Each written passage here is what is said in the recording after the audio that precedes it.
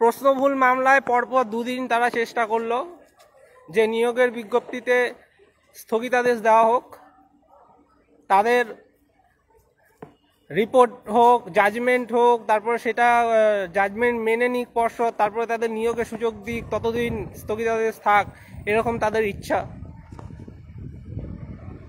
তো কোনোভাবেই প্রতিযোগিতা যাতে না বাড়ে তার জন্য পদক্ষেপ করতে হবে, সবটাই আমাদের মাথায় রয়েছে। আমরা আমাদের বক্তব্য জানাতে কোর্টে এসেছিলাম, কোর্টে এসে আমাদের বক্তব্যগুলো বললাম, সেগুলো মাথায় আসে অ্যাডভোকেটদের, এবং তারা আরও নতুন যেটা 23-25 ব্যাচ প্রত্যেকে জানো, তো সবাই কিন্তু নিয়োগে অংশগ্রহণ করার জন্য চেষ্টা করবে। বিএড থেকে শুরু করে যে বিভিন্ন রয়েছে অন্য ডিগ্রিগুলো, তারপরে যাদের ডবল ডিগ্রি আছে, প্রত্যেকে কিন্তু যে যার জায়গা থেকে চেষ্টা করবে নিয়োগটাকে স্থগিত করার জন্য, নিয়োগে ঢুকবার জন্য, প্রতিযোগিতা বাড়ানোর জন্য। আরও কিছু অসাধু চক্র রয়েছে, সেগুলো এখন খোলাখুলি বলছি না, তারাও চেষ্টা করবে। তারপরে কর্মরত বিভিন্ন শিক্ষকরাও চেষ্টা করবে। তো বিভিন্ন বিষয় রয়েছে, প্রতিযোগিতা কিন্তু বাড়াতে দিতে আমরা কেউ চাই না, লড়াইটা করতে হবে। আর এখন যেটা সবথেকে আমাদের বাজে যেটা পরিস্থিতি, সেটা হচ্ছে মামলাগুলো চূড়ান্ত পর্যায়ে এসে গেছে, তো মানে রায় হওয়ার অপেক্ষা এরকম জায়গায় চলে এসছে। তাই আমাদের কাছে মানে মামলাগুলো ঠেকিয়ে রাখা, মামলাগুলো ডিফেন্ড করা অনেকটাই চ্যালেঞ্জের। এই নোটিশ যদি আগে হতো আর একটু শূন্যপদ দিয়ে, তাহলে কিন্তু আমরা নিশ্চিন্তে নোটিশ হয়ে যাওয়ার পর যদি ইন্টারভিউ হয়ে যায়, আমাদের গ্রাউন্ড শক্ত হয়ে যেত, তাহলে কোনো জটিলতাই তৈরি হতো না। নোটিশ যেহেতু অনেক দিন পরে হয়েছে, এবং বিভিন্ন মামলা যে পেন্ডিং মামলাগুলো ছিল, বিশেষ করে 2014-এর প্রশ্নভুল, সেই যে 6 নাম্বার সবাইকে দিয়ে দিতে বলেছে, সেটা রয়েছে। আমাদের 17 আবার 22 দুটোরই প্রশ্নভুলের একই রকম মামলা রয়েছে। সকলকে নাম্বার দেওয়ার যে বিষয়গুলো, ব্যাক করবে, তাই একজন ধরো, সেলফিতে আসো না, সবাই আসো, সেলফিতে আমি ধরছি, আসো আসো আসো, আমি ধরছি, আমি ধরছি, বলো। তো নানান মামলা রয়েছে, সব চূড়ান্ত পর্যায়ে। প্রত্যেকে জানো যে সুপ্রিম কোর্টে যে প্রশ্নভুলের মামলাটা পরপর দুদিন শুনানি হলো, একদিন চেম্বারে হলো, তারপরে আবার রেগুলার বেঞ্চে শুনানি হয়ে গেল।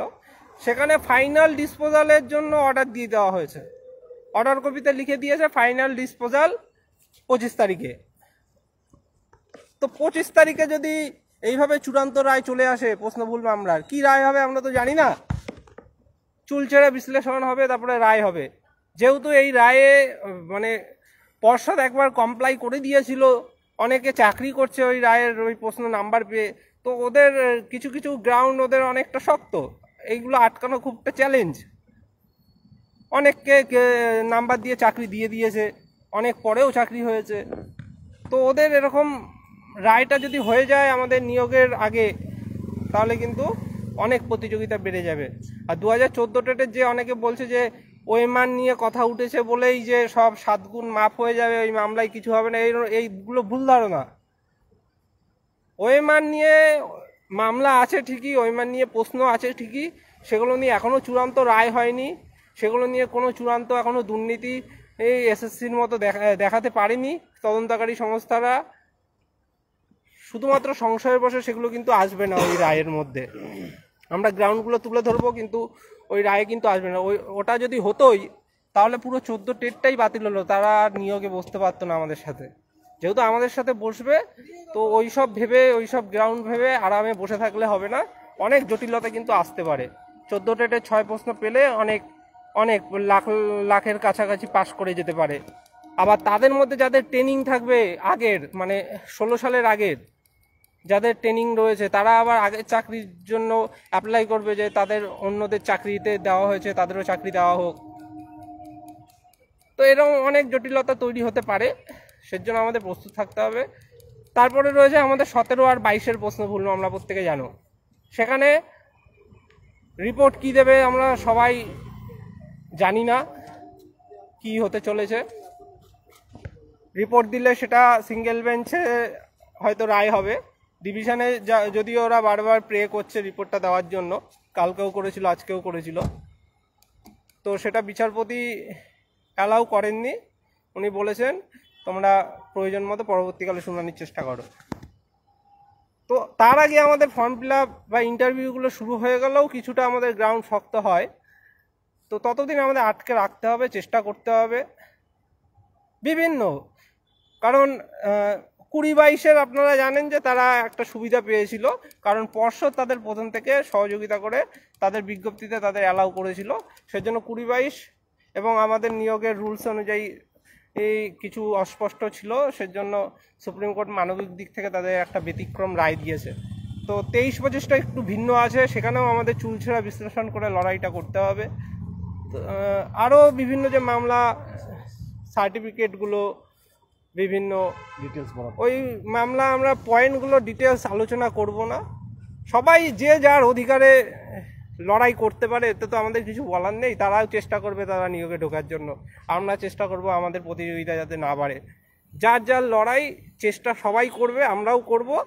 শেষটা কোর্ট যেটা ভালো বুঝবে সেই মত অনুযায়ী রায় দেবে।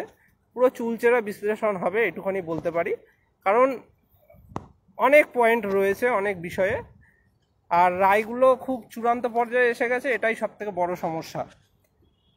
আর যারা শূন্যপদ নিয়ে কথা বলছেন, শূন্যপদ দেখে আমরা সবাই হতাশ, সবাই চিন্তায় আছি। শূন্যপদটা একমাত্র সরকার চাইলে বাড়াতে পারে। সরকারের দ্বারস্থ আমরা আবারও হব। মুখ্যমন্ত্রীর হস্তক্ষেপের দাবি আমাদের যেমন ছিল সেমন থাকবে, শেষ অবধি চেষ্টাটা করব। যেহেতু বিজ্ঞপ্তি হয়ে গেছে, অনেকে ভাববে যে সম্ভাবনা কম, সত্যি সম্ভাবনা কম, যেটা বাস্তব সেটা বাস্তব, কিন্তু তাও চেষ্টাটা করতে হবে। শেষ চেষ্টা আমরা করব। সকলে মিলে আসলে এই জিনিসটা আগেই হতো। বারবার বলা সত্ত্বেও কেউ পথে নামছেন না, কেউ আসছেন না। এখন বিজ্ঞপ্তি হয়ে যাওয়ার পর এখন অনেকে হাউতাশটা করছেন। এটা সময়ে করা উচিত ছিল। সবাইকে আসতে বলা হয়েছিল যখন, তখন আসতে হতো। দাবিটা তখন সেইভাবে জানালে সেইভাবে সরকার হয়তো ভাবতো। কারণ শূন্যপদ বৃদ্ধির বিষয়টা সরকারের হাতে রয়েছে। আমাদের নিয়োগের নিয়মেই বলা আছে পরিষ্কারভাবে যে শূন্যপদ তৈরি করাও ভ্যাকান্সিটা করা যায় নিয়োগে। শুধুমাত্র ওই রিটার হলো কিছুজন, কিছু ছাত্র তো এখন কমে যাচ্ছে আবার স্কুলগুলোতে, যেহেতু শিক্ষক নেই, পরিকাঠামো নেই, তার জন্য আবার শিক্ষক কম প্রয়োজন হচ্ছে তাদের। তো এইভাবে তারা উল্টো সিট কমিয়ে দেওয়ার চেষ্টা করছে। মানে স্যাংশন পোস্টের কথা বলছি আমি। রাজ্য জুড়ে তো একটা স্যাংশন পোস্ট আছে রাজ্যে, যে আমি রাজ্যে এতগুলো শিক্ষকের দায়িত্ব নিচ্ছি, এতগুলো শিক্ষককে আমি বেতন দেবো, তাদের একটা ঠিক আছে, পরিকল্পনা করা আছে, যেটাকে স্যাংশন পোস্ট বলে। সেই পোস্টটা, সেই ক্ষমতাটা যদি ওরা, ক্যাপাসিটিটা যদি না বাড়ায়, তাহলে সম্ভব নয়। ওই ক্যাপাসিটিটা বাড়ানোর দাবি আমরা এতদিন করছিলাম, এবং সবাই আসলে হয়তো সেটা সম্ভবও হতো। সেইটা কিন্তু আমরা দেখতে পেলাম না, সেটা কিন্তু সম্ভব করেনি সরকার। সেই ক্যাপাসিটি তারা বাড়ায়নি, তারা স্যাংশন পোস্ট বাড়ায়নি, তারা ওই যত কিছু রিটায়ার হয়েছে সেগুলো থেকে তুলে ধরে দিয়ে দিয়েছে, এরকম একটা করেছে। তো সময়ের কাজ, এর জন্য বলি সময়ে করতে হয়। আপনারা প্রাইমারি স্কুলে পড়াবেন, সেখানেও রয়েছে বইতে সময়ের কাজ সময়ে করা। তো সেইগুলো করতে হবে। আর অনেকে ইন্টারভিউ নিয়ে মাথা খারাপ করে দিচ্ছেন। পড়াশোনা করছেন বছরের পর বছর ধরে, যা পড়েছিলেন এই 1 বছর ধরে কোচিংয়ে ভর্তি হয়ে অনেকে দেখি পড়ে, এতদিনে তো ভুলে গেছেন, আবার হয়তো কোচিং নেবেন তারা। এত কিছুর দরকারও নেই। ওই 10 নম্বরে আপনার অ্যাপিয়ারেন্স দেখে দেবে, আপনি কিছু প্রশ্নের উত্তর নাই জানতে পারেন। কোনো মানুষই জানে না, যারা ইন্টারভিউ নেবে তারাও সব প্রশ্নের উত্তর জানে না। আপনার মনে কি প্রশ্ন আছে, আপনি একজনকে প্রশ্ন করলেন, সে সেটা নাই জানতে পারে, তা বলে কি আপনি পড়ানোর যোগ্যতা রাখেন না, বা আপনার কোনো যোগ্যতা নেই? সেটা থেকে বিচার ওইভাবে হয় না। হ্যাঁ, তবে কিছু বেসিক জিনিস যেটা সকলে জানে, সেরকম কোনো প্রশ্নের উত্তর যদি আপনি না দিতে পারেন, সেটা একটু নেগেটিভ ভাব পড়তে পারে। টেটে পর্যন্ত আজ পর্যন্ত কোনো কোচিং নিইনি, কোথাও পড়িনি, বাড়িতে বসে আমরা পড়াশোনা করতাম। তো সেখানে দাঁড়িয়ে ইন্টারভিউর জন্য এইভাবে বিভিন্ন জায়গায় কোচিং ঘুরে ঘুরে বছরের পর বছর শুধু পড়াশোনা করলে হবে না, বিভিন্ন লড়াইগুলো লড়তে হবে।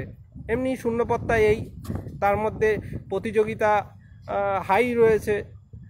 আবার একাডেমিকের যে বিষয়টা প্রত্যেকে চিন্তা করছেন, দেখুন একাডেমিকটা অনেক ক্ষেত্রে এটা ফ্যাক্ট যে যাদের একটু ওল্ড তাদের কম হতো, তারা চিন্তায় রয়েছে, তারা চিন্তায় থাকা এটা স্বাভাবিক।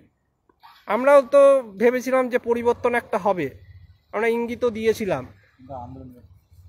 কিন্তু দ্রুততার সাথে এই বিজ্ঞপ্তিটা হয়েছে।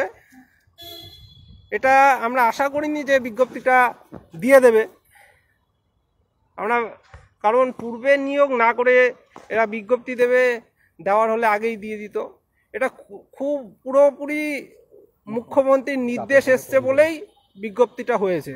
আমরা বিভিন্ন জায়গায় থেকে খবর পাচ্ছি যে মুখ্যমন্ত্রী নির্দেশ দিয়েছে, তাই রাতারাতি এই কাজটা হয়েছে, বিজ্ঞপ্তিটা হয়েছে। তবুও দেখুন, কেউ আশা ছাড়বেন না, মনোবল এখনই ভাঙবেন না। কারণ দেখুন, সব থেকে যদি খারাপ একাডেমিক দেখেন, ধরুন যারা পুরনো বলতে ধরুন বিদেশদাদের জেনারেশনটা বা বিদেশদাদের আগের জেনারেশনটা, মানে আমাদের অনেকে আছে ইয়ং ছেলে ফেলে আমি দেখেছি, তারা দেখি খুব কথাবার্তা বলছে একাডেমিকের। কেন, তোমাদের সময় তো ভালোই ছিল, তোমাদের সময় ভালো ছিল। তো এইগুলো নিয়ে বিতর্ক তো করার জায়গা নেই। কারোর মাধ্যমিকে বেশি আছে, কারোর উচ্চ মাধ্যমিকে বেশি আছে, তো যার যেটাই বেশি আছে এটা নিয়ে কোনো বিতর্কের কোনো জায়গা নেই। কেউ মনোবল হারাবেন না। দেখুন, কেউ 10-এ 10, কেউ 10-এ 8, কেউ 10-এ 9 পেয়েও চাকরিটা পেয়ে যেতে পারে, আবার কেউ কিন্তু 2 পেয়েও চাকরিটা নাও পেতে পারে। এই পরিস্থিতি কিন্তু বাস্তব এবং তৈরি হবে। তাই কেউ যে নিশ্চিত এটা বলা যাচ্ছে না। তার মধ্যে কিছু করোনার সময়ের ব্যাচ কিন্তু আমাদের সাথে ঢুকে যাচ্ছে। করোনার সময় যারা পাশ করেছে তারা কিন্তু আমাদের সাথে ঢুকে যাচ্ছে, বিশেষ করে যারা উচ্চ মাধ্যমিকে। তো এই ক্ষেত্রে বলবো, প্রতিযোগিতা যাতে না বাড়ে তার জন্য পদক্ষেপ করতে হবে। আবার সংক্ষেপে বলছি যে আমাদের বিভিন্ন আইনি লড়াইগুলো এখন দ্রুততার সাথে করতে হবে, যেহেতু নিয়োগ নোটিশ চলে এসছে, আর কোনো সময় নেই। আগে যেমন একটা রিল্যাক্স নিয়ে করতাম, যে সবাই এই আস্তে আস্তে দলবদ্ধ হও, অনেক মাসের পর মাস ধরে তেলিয়ে যে দে ভাই ফান্ডিংটা একটু দে, কিছুটা দে, লড়াইটা করি। অনেক ছেলে মেয়ে আছে যারা আজ পর্যন্ত 1 টাকাও দেয়নি। আমাদের পরিচিত অনেকেই আছে যারা 1 টাকাও দেয়নি, আজ পর্যন্ত কোনো আন্দোলনে আসেনি, এরকম অনেক আছে। তারা কোনো লড়াইয়ের পাশে ছিল না, কিন্তু এখন কিন্তু সেই সময় আমরা আর পাবো না। তারা যারা মামলায় ঢুকতে চাইবে, যারা নিয়োগ নোটিশ স্থগিত করতে চাইবে, তারা তো এখন মানে মামলার পর মামলা করবে। পুজোর যে ছুটিটা পড়েছে তার মধ্যে বিভিন্ন যে বেঞ্চ বসবে সেই বেঞ্চে তারা আবার মামলা করছে। অলরেডি আজকের ভিড় পড়ে গেছিল বিভিন্ন গ্রাউন্ডে মামলা করার জন্য, নানান বিষয়ে আমি বলছি না। তো সব কিন্তু মামলা করার জন্য প্রস্তুত। তো তাদের আটকাতে আমাদের কিন্তু লাগাতার লড়াইটা করতে হবে। সে হারবো কি জিতবো পরের কথা, চুলচেরা বিশ্লেষণ করব, কোর্ট যেটা মনে করবে সেটা রায় দেবে। চেষ্টাটা করতে হবে, সবাই মিলে সিদ্ধান্ত নেব। বিদেশ দ্বারা আছে, অক্ষয় আছে, সবাই মিলে সিদ্ধান্ত নিয়ে ফান্ডিংটা এখন তুলতে হবে। এখন ওই কেস ফাইল করব তখন ফান্ডিং তুলব, বা এই একটা ওরা কেস করলো তারপরে দেখে কিছুদিন দেখে তারপরে ফান্ডিং করবো, এই সময় কিন্তু নেই। এটা কিন্তু এই বুদ্ধিটা কিন্তু এখন কাজে লাগাতে হবে। সবাই বুঝতেই পারছেন, এখন দ্রুততার সাথে শুনানি হবে, কারণ নোটিশ বেরিয়ে গেছে, আর্জেন্ট বেসিসে সব শুনানি হবে। তো মামলার পর মামলা ঠেকাতে আমাদের প্রত্যেক মামলায় ঢুকতে হবে, এবং প্রতি মামলায় ঢুকলে আমাদের হিউজ খরচা হবে। তো ফান্ডিংটা কিন্তু আমাদের এখন একটা জেনারেলভাবে তুলে রাখতে হবে, যে আইনি সহায়তা বলে কোনো কেস পারপাস না, আইনি সহায়তা বলে একটা ফান্ডিং তুলে আমাদের একত্রিত করে এক জায়গায় রাখতে হবে, যাতে যখন আমাদের প্রয়োজন হয় তখনই।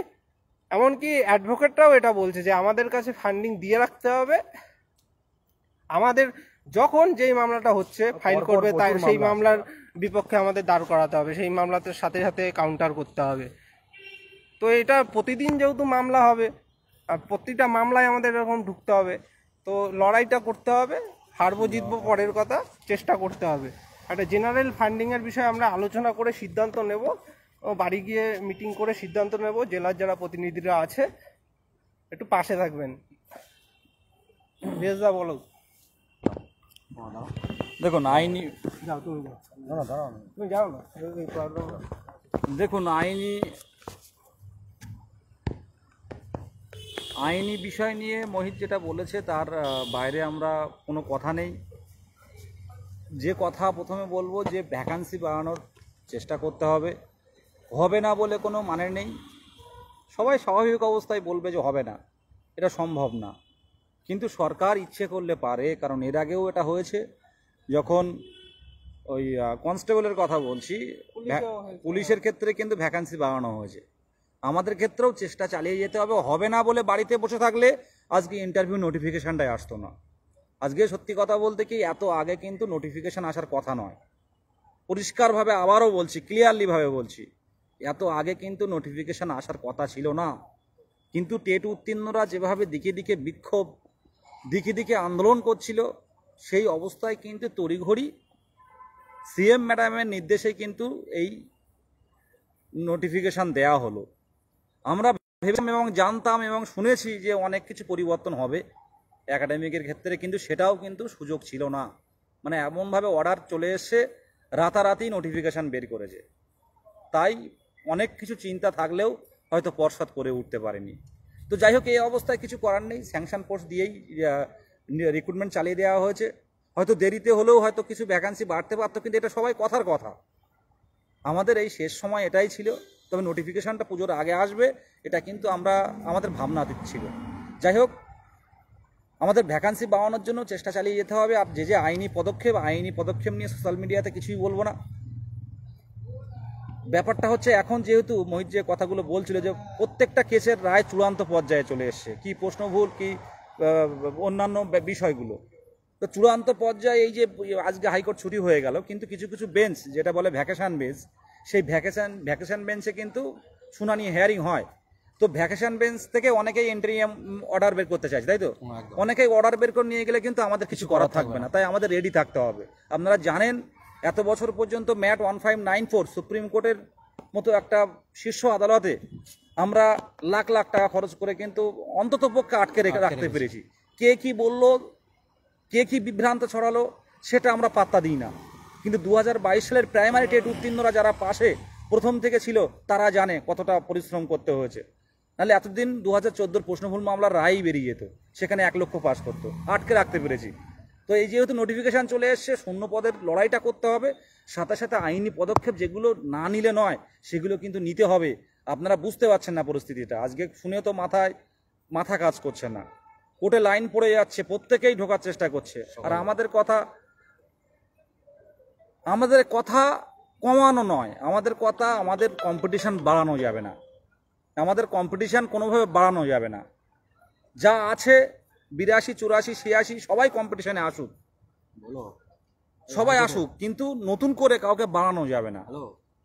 কিছু কিছু ক্ষেত্রে আমাদের আইনি পদক্ষেপ নিতে হবে, সেখানে হয়তো 20-30 হাজার আমরা বাদ রাখতে পারবো। সেই জায়গাটা কিন্তু করতে পারা যাবে, তখনই সম্ভব করা যাবে যখন 23 জেলার 22 স্টেট উত্তীর্ণরা পাশে থাকবে। আর আপনারা যারা বিভিন্ন গ্রুপ খুলে বা ইন্টারভিউ পড়া শুরু করছেন, মোহিত বলল যে পড়ুন, অসুবিধা নেই, কিন্তু আইনি হাত ছেড়ে দিলে কিন্তু কিছু করার থাকবে না। আমরাও কিন্তু হাত তুলে নেব। তখন দেখবেন যে 30,000 কম হতো, 30,000 বেশি হয়ে গেলে আরও কিন্তু কম্পিটিশানটা বাড়বে। তাই বলবো প্রত্যেকে 23 জেলার মিটিং হবে আগামীকাল, 23 জেলায় মিটিং করে সিদ্ধান্ত নিন। আর সোশ্যাল মিডিয়া দেখে বিভ্রান্ত হবেন না। অনেকেই আছে আপনি যাতে নোটিফিকেশান ইন্টারভিউ না বসতে পারেন, ফেক অ্যাকাউন্ট থেকে এখন বলবে, হ্যাঁ ফেক অ্যাকাউন্ট থেকে বলবে, এরকম করে বিভ্রান্ত ছড়াবেন। আপনারা ভেরিফাইড জেলা গ্রুপে আলোচনা করুন, ফেসবুকে নয়। আলোচনা করুন, শূন্য পদের জন্য, ভ্যাকান্সির জন্য চেষ্টা চালাবো। এই তো পুজোর কয়েকটা দিন ছুটি আছে, তারপরেই আবার রাজপথে নামবো। মুখ্যমন্ত্রী পারেন, আজকে আমাদের আন্দোলনের ফলশ্রুতি হিসাবে কিন্তু এত দ্রুত নোটিফিকেশান আসলো, এটা কিন্তু কোনো ভুল নয়। আপনারা পারবেন ছিনিয়ে নিতে, আরও 20,000 30,000 ভ্যাকান্সি আসবে। তার জন্য দরকার মুখ্যমন্ত্রীর হস্তক্ষেপ। এটুকুই বলার, কিছু বলার নেই। আগামীকাল মিটিং হবে, মিটিংয়ে সিদ্ধান্ত হবে। কিছু কিছু কেস কিন্তু আমাদের যুক্ত হতেই হবে, এটা কিচ্ছু করার নেই, কারণ আমরা কিন্তু অলরেডি কিন্তু প্রসেসে ঢুকে যাচ্ছি। আর এই সময় যদি কিছু কিছু বেড়ে যায় কম্পিটিশানটা, আমরা আরও হারিয়ে যাব। সেই জায়গাগুলো দেখতে হবে আমাদের। ফান্ডিংয়ের সময়ও পাবো না, আর ফান্ডিংয়ের সময়ও পাওয়া যাবে না, এখন দেনান দেয়ার। কেউ ফাইল করলে ক্যান ফাইল করে আমাদের ঢুকতে হবে, ঢুকে লড়াই চালাতে হবে। সেই জায়গাটা কিন্তু আমাদের শক্ত হতে হবে, এটা মাথায় রাখবেন। প্রত্যেকের কথা বলছি, মাথায় রাখবেন, বিভ্রান্ত হবেন না। 2022 সালের প্রাইমারি টেট উত্তীর্ণ চাকরি প্রার্থীরা ভরসা রাখুন, শেষ পর্যন্ত লড়াই চালিয়ে যাব। পাশে থাকতে হবে, প্রত্যেককে পাশে থাকতে হবে। যে দাদা ইন্টারভিউ যখন যাচ্ছি, প্রতিদ্বন্দ্বিতা যেন আর না বাড়ে, যেটুকু বেড়েছে ওই পর্যন্ত বাড়ুক। সেই জায়গাটা আমরা আমাদের দিক থেকে চেষ্টাটা চালাতে পারবো। ধন্যবাদ। ওকে, বিষয়টা হচ্ছে কালকে যে নোটিফিকেশনটা বেরোলো আমাদের, সেখানে প্রত্যেকের আমাদের রীতিমতো পায়ের তলা থেকে মাটি সরে গেছে আর কি। তো যেটুকু আমরা মাটিটা পেয়েছি, আমরা যেটুকু নোটিফিকেশানে আমরা ভ্যাকেন্সিটা পেয়েছি, এবার আমাদের প্রত্যেকের নৈতিক অধিকার যে সেই ভ্যাকেন্সিটাকে আমরা প্রোটেক্ট করে রাখবো, এবং আমরা নতুন কোনো ক্যান্ডিডেট বাড়তে দেব না, নতুন করে কাউকে আমরা যুক্ত হতে দেব না। এবার বিষয়টা হচ্ছে সেখানে যে এই যে অবস্থাতে আমরা দাঁড়িয়ে আছি, এই অবস্থায় আমাদের কি কি করণীয়। দেখুন, আমাদের কালকে যে আমাদের নোটিফিকেশানটা বেরোলো, এই নোটিফিকেশান বেরোনোর পরপরই কিন্তু প্রচুর আস্তে আস্তে কিন্তু আজকে আমরা কোর্টে এসেছিলাম, এবং কোর্টে আমরা অ্যাডভোকেটদের কাছ থেকে আমরা জানতে পারলাম যে চারিদিকে কিন্তু এই নোটিফিকেশানকে স্টে করে দেওয়ার জন্য এবং নোটিফিকেশানে যুক্ত হওয়ার জন্য কিন্তু রীতিমতো লাইন লেগে গেছে সকাল থেকে। এটা স্বাভাবিক ছিল, এটা হবেই। তো আমরা প্রত্যেকেই আগেও বলেছিলাম, আমরা এখনও বলছি যে এই যে নোটিফিকেশানটা এসছে, এটাকে আমাদেরকে বাঁচিয়ে রাখতে হবে, প্রতিদ্বন্দ্বিতা আমাদেরকে করতে হবে, লড়াইটা করতে হবে। আইনি লড়াই প্রচুর রয়েছে, আমরা আগেও বলেছিলাম যে নোটিফিকেশান আসার পরে কিন্তু আস্তে আস্তে কিন্তু প্রচুর আইনি জটিলতা আসবে, সেগুলোকে আমাদেরকে সকলে ঐক্যবদ্ধ থেকে আমাদেরকে রুখে দাঁড়াতে হবে সেগুলোর বিরুদ্ধে। এবার বিষয়টা হচ্ছে ফান্ডিংয়ের বিষয়টা, প্রত্যেকে ফান্ডিং করুন। বিশেষ করে আমরা বিগত দিনে দেখতে পেয়েছি যে যারা আন্দোলনে আসতেন তারাই ফান্ডিং করতেন। একটা বিশাল অঙ্কের একটা ক্যান্ডিডেট, একটা বিস্তর একটা ক্যান্ডিডেট, তারা ফান্ডিংটা করতেন না, তারা আন্দোলনেও আসতেন না। বিশেষ করে আমি তাদেরকে বলছি, নোটিফিকেশান চলে এসছে, আমরা লড়াই করে নোটিফিকেশান এনেছি, আপনারা বাড়িতে কিন্তু বসছিলেন। এবার যদি আপনাদের লজ্জা থাকে বিন্দুমাত্র, তাহলে ফান্ডিংটা দিয়ে সাহায্য করবেন। পরের ঘাড়ে বন্দুক ঠেকিয়ে অনেক দিন চলা যায়, ঠিক আছে? যদি মিনিমাম আপনাদের কাছে লজ্জাটা থাকে, তাহলে কিন্তু আপনারা ফান্ডিংটা নিয়ে সাহায্য করবেন। ধন্যবাদ। আরও যেটা বলার, যে নোটিফিকেশানটা যে এসছে, অনেকে হয়তো মানতে পারছি না, কিন্তু পরে আসলে হয়তো ভালো হতো, অনেকেও ভাবছে। দেখুন, পরে ভবিষ্যৎ আমরা কেউ জানি না। পরে যদি এখন যাও আমাদের কিছু ঠেকানোর জায়গা আছে, চুলচেরা বিশ্লেষণ করার পয়েন্ট আছে, যে না ওরা প্রশ্নভুলদের আমাদের কিছু ব্যাখ্যা দিয়ে আমরা আটকানোর চেষ্টা করব, বা অন্যরা তাদের একটু আটকানোর চেষ্টা করব, সেই গ্রাউন্ডগুলো আমাদের হাতে থাকতো না যদি নোটিফিকেশান আরও পরে হতো। বা আপনারা জানেন যে 2016 নিয়োগ মামলা চলছে, সেখানে যদি কোনো বাজে রায় হয় বা পজিটিভ রায় হয় যে তাদের বঞ্চিতদের নিয়োগ দেওয়ার, শূন্যপদ আরও কমে যেত, কি হতো ভবিষ্যৎ তো কেউ আমরা জানি না। তো আমরা কিন্তু একটা অনিশ্চিত জায়গায় ছিলাম, সেখানে দাঁড়িয়ে একটা নোটিফিকেশান এসছে, কিছুটা মেন্টাল মানসিক দিক থেকে আমরা রিলিফ পাচ্ছি, কিন্তু শূন্যপদটা দেখে হতাশ হয়েছি, এটাই। কেউ কিন্তু হতাশ হবেন না। ভ্যাকান্সি দেখেছেন, পুলিশের প্রমাণ দেখেছেন আপনারা, সরকার চাইলে অবশ্যই পুলিশের নিয়োগে ভ্যাকান্সি কম হলেও বাড়িয়েছে, তো নোটিফিকেশন হওয়ার পর বাড়িয়েছে। এসএসসি পরীক্ষায় নিয়মেই এটা করা আছে যে ভ্যাকান্সি বাড়ানো যেতে পারে, তাহলে প্রাইমারিতে বাড়ানো যাবে না কেন? চেষ্টা করলে সবই হয়, সরকার পারলে সবই পারে, ঠিক আছে? কারণ এতদিন এত নানান মামলা, এই মামলা বাহানা, ওই মামলা বাহানা, এসব বলা হতো। দেখতে পারলেন, আগেই বলেছিলাম আইনে কোনো বাধা নেই, নিয়োগ নোটিশ চাইলেই দিতে পারে সরকার, তো সরকার কিন্তু দিয়ে দিল। এখন আমাদের প্রত্যেকটা মামলা, কে কখন মামলা ফাইল করবে আমাদের বলা সম্ভব নয়। প্রত্যেকে নিয়োগে ঢোকার জন্য মামলা ফাইল করবে, তাদের মামলায় আমাদের চেষ্টা করতে হবে তাদের সাথে লড়াই দেওয়ার জন্য। সেই মতো আমাদের একটা ফান্ড, কোনো মামলার প্রেক্ষিতে না, একটা জেনারেল ফান্ড হিসেবে ফান্ড তুলে হাতে রাখতে হবে, সেটা দিয়ে আইনি সহায়তা চালানো হবে। ধন্যবাদ। সবাই ভালো থাকুন, আর কেউ মনোবল হারাবেন না। কারণ যেটা বললাম যে আপনি 10-এ 8-9 পেয়েও কিন্তু চাকরিটা পেতে পারেন। ধরুন সবার সব থেকে খারাপ একাডেমিক 22, সে 9 পেয়ে চাকরিটা পেল, সে 8 পেয়ে চাকরিটা পেল, এমন কিন্তু হতেই পারে। আবার কেউ 2 পেয়ে চাকরিটা পেল না, কারো 26-27 সে 2 পেয়ে গেল, চাকরিটা পেল না, এমনও হতে পারে। এগুলো বাস্তব, আগেও হয়েছে, এবারও হবে। তো কেউ আশা ছাড়বেন না। শুধুমাত্র পড়াশোনা করলে তো হবে না, আমাদের বিশ্বাস করুন মানে পড়ার কোনো সময়ই পাই না। এই যে সুপ্রিম কোর্ট আর হাইকোর্টের রোজ যে মামলা দেখা, আর প্রতিদিন গড়ে যে প্রায় 200-300টা গড়ে যদি আমি ধরি, 300টা করে প্রতিদিন যে মামলা নতুন ফাইল হয়, সেই মামলা প্রতিটার মানে দেখা, ডাউনলোড করে ওই মামলার যে অতগুলো পেজ, সেই মামলা কি বেসিসে মামলা হয়েছে সেগুলো দেখা একার দ্বারা করি তো সারাটা দিন আমার সময় যায়। এই যে হাইকোর্টে প্রত্যেক দিন যে 300টা মামলা হয়, আমাদের স্বার্থে আমাদের আঘাত করতে পারে বা আমাদের সম্পর্কিত কোন কোন মামলা রয়েছে সেগুলো দেখার জন্য সব মামলা চেক করতে হয়। তার মধ্যে যেগুলো গুরুত্বপূর্ণ সেগুলো রাখতে হয়।